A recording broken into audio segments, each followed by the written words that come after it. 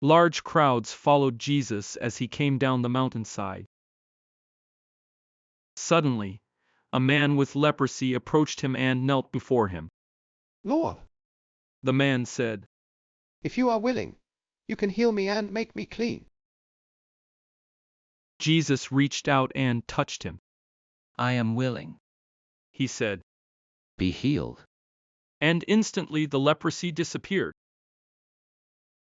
Then Jesus said to him, Don't tell anyone about this.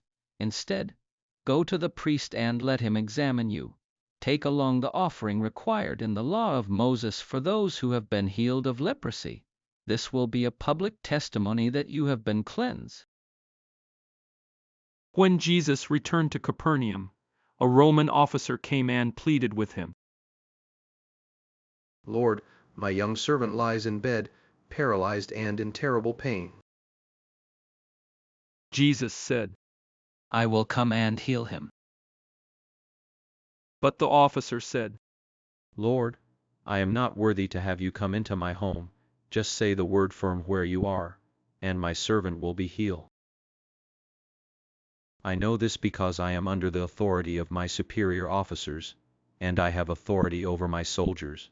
I only need to say, Go, and they go, or Come, and they come. And if I say to my slaves, Do this, they do it. When Jesus heard this, he was amazed.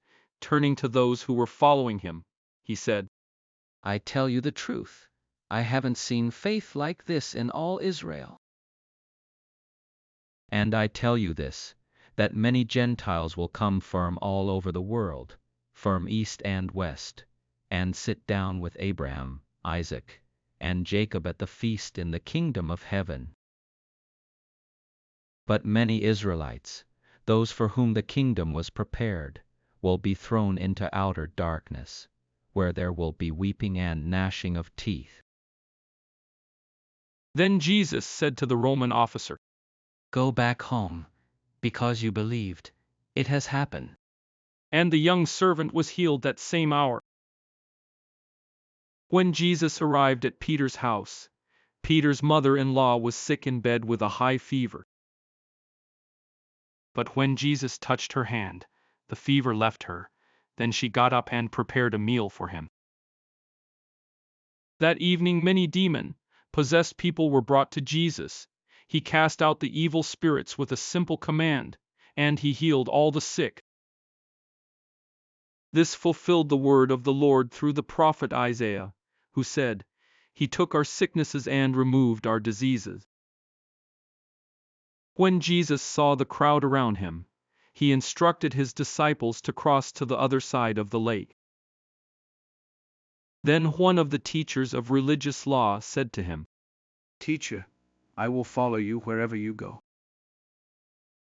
But Jesus replied, Foxes have dens to live in, and birds have nests, but the Son of Man has no place even to lay his head.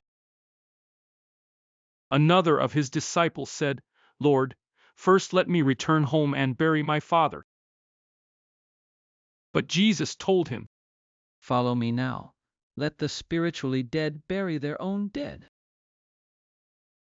Then Jesus got into the boat and started across the lake with his disciples. Suddenly, a fierce storm struck the lake, with waves breaking into the boat, but Jesus was sleeping. The disciples went and woke him up, shouting, Lord, save us, we're going to drown. Jesus responded. Why are you afraid? You have so little faith. Then he got up and rebuked the wind and waves, and suddenly there was a great calm. The disciples were amazed. Who is this man? They asked. Even the winds and waves obey him.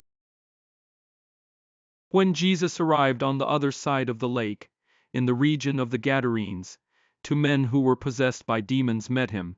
They came out of the tombs and were so violent that no one could go through that area. They began screaming at him. Why are you interfering with us, Son of God? Have you come here to torture us before God's appointed time? There happened to be a large herd of pigs feeding in the distance.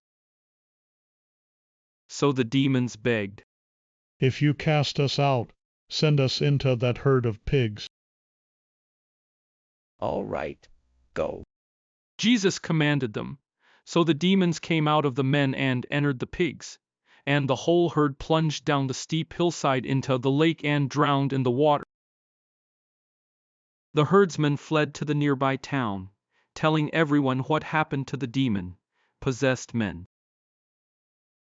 Then the entire town came out to meet Jesus, but they begged him to go away and leave them alone.